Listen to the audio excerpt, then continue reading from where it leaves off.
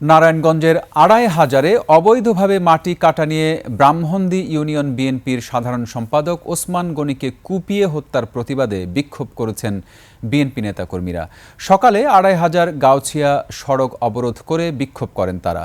প্রায় ১ ঘন্টা সড়ক অবরোধ থাকায় বন্ধ হয়ে যায় যান চলাচল, সৃষ্টি হয় দীর্ঘ যানজট। পরে আইনশৃঙ্খলা বাহিনীর আশ্বাসে অবরোধ তুলে নেয় বিক্ষোভকারীরা। গতরাতে পাঁচগাঁও চরপাড়া এলাকায় হামলার শিকার হন ওসমান গনি।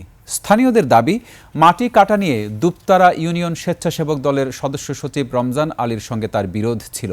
সেই বিরোধের জেরেই এ হামলা। গুরুতর আহত অবস্থায় প্রথমে তাকে আড়াই হাজার জাবেদ আলী মেমোরিয়াল হাসপাতালে নেওয়া হয়। পরে অবস্থার অবনতি হলে ঢাকা মেডিকেল কলেজ হাসপাতালে নেয়ার পথে তার মৃত্যু হয়।